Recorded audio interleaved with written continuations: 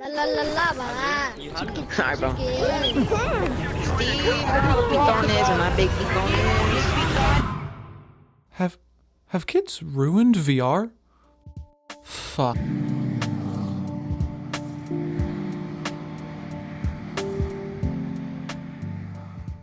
You know, these days there are many times where I find myself excited to play a new multiplayer game and I hop in and suddenly I'm met with an entire daycare of a lobby.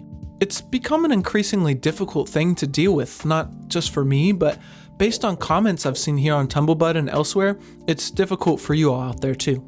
Today, I'm gonna dive deep into how these kids got here, if they should even be allowed to play VR, and what we can do about it, because many precious games seem to be completely unplayable sometimes unless you just mute the entire lobby, which really kills the joy of a multiplayer experience. Now, when I talk about kids, I'm referring mainly to youth under 13 years old. This is mainly because 13 has been a cutoff point in VR pretty much since the start.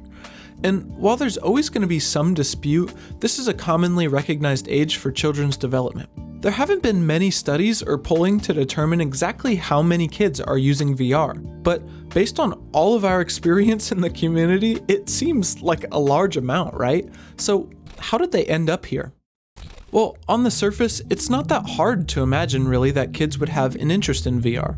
I mean, kids like video games. I certainly did when I was young, and if I had this technology when I was like 11, I definitely would be begging my parents for one the same way I did for a DS or for an Xbox. But back in modern VR's humble beginnings in 2016, it was much more expensive to get into, and people were putting down sometimes thousands just to get up and running. Jumping forward to the release of the Quest 2, everything changed, really. Suddenly, VR was $299. I mean, kids' birthdays and Christmases started to look a lot different. In fact, it even beat out the option of getting a new Xbox or a PlayStation. So, for some families with kids that were really into video games, it honestly might have been a no-brainer. With the addition of games like Gorilla Tag, Among Us VR, and Rec Room being huge hits for a younger audience, there was and really still is a huge pull for a young kid to want a headset. And of course, Meta knows this. I mean, in June 2023, they actually announced that they were lowering the age requirements on their platform from 13 years old to 10 years old. Their reasoning for this was because there are plenty of apps on the Quest store rated for ages 10 and up, which I'm sure is true. But to many, this felt like an acknowledgement from the company of who their audience was and trying perhaps to maximize on this. But with this younger age limit, we have to ask, should kids even be in VR? I mean, aside from the fact that it can be annoying for older people playing the game, VR is a very unique medium, and the prospect of hanging out, playing games, and exposing your brain to an alternate, completely manufactured reality has some serious implications, especially for someone in their most important and malleable developmental years. In a study published in 2021, researchers set out to learn more about the impact VR could have on kids after noticing a peculiar trend in an experiment back in 2016, where people were instructed to use their torso to fly through obstacles in VR. Where adults had no issue completing the tasks, children generally struggled to do it at all. So this led the researchers to develop a set of experiments testing kids' coordination between their head and their torso.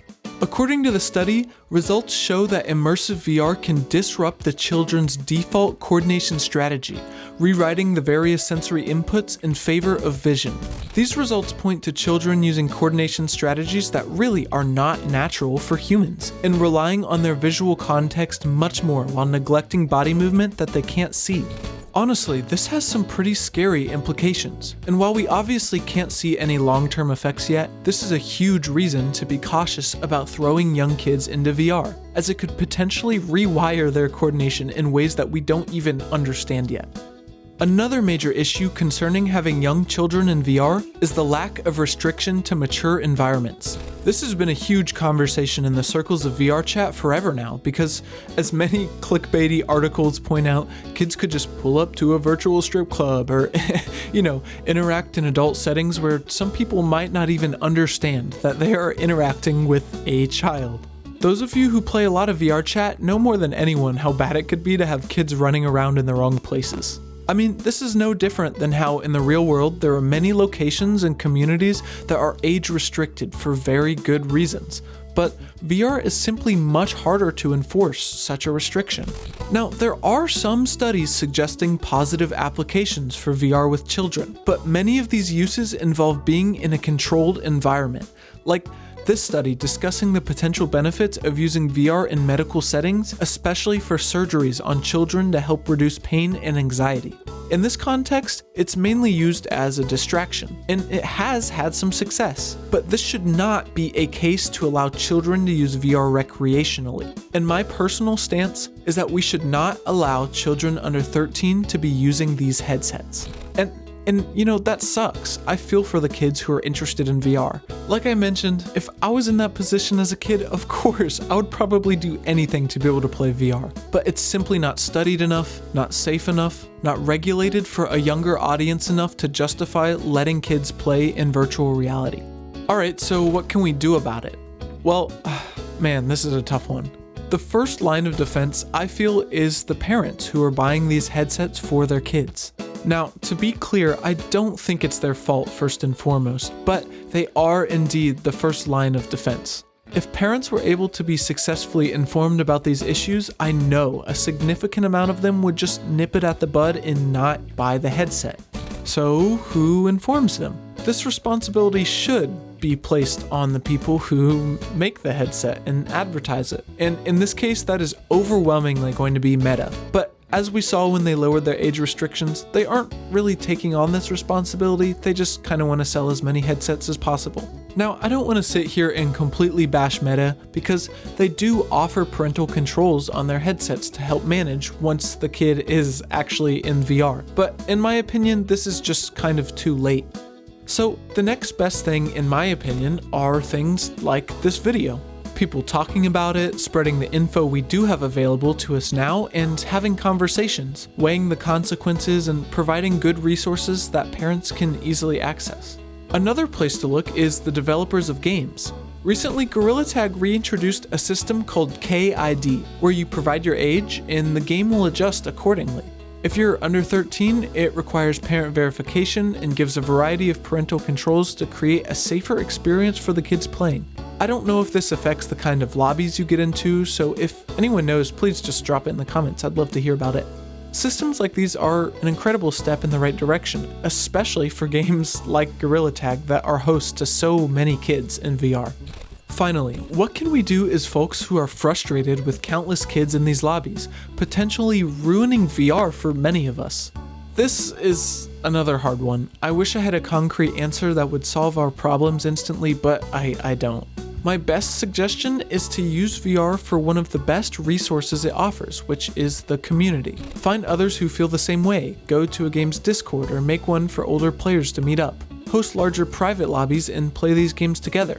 It's not the end-all be-all solution, but there are lots of people in our shoes who feel this way, and I know a lot of people would love a space to group up and play with people more their age. Just as a final note, I know I'm complaining a lot in this video about the presence of kids in these spaces, but I think it's important not to take it out on the kids playing. If we were in their shoes, it would become a much more difficult conversation, and you can't blame them for wanting to have the same kind of fun that we're seeking. I mean, VR is awesome, so of course it's alluring, but I think it's a better use of energy to direct it away from the kids in game and put it towards creating resources for people to learn about this stuff and to make communities of our own. So, have kids ruined VR?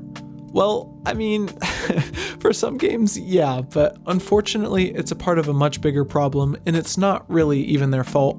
If you have a different opinion about this, or just want to share some thoughts or an experience you've had, please feel free to drop it in the comments. I love reading what you all have to say, and there is always so much I miss in these videos. You all truly help fill out the gaps when you bring your side of it to the comments, so I'd love to chat with you all more about it down there. Alright, thanks for watching, be good to yourself guys, and I'll catch you next time. Bye bye.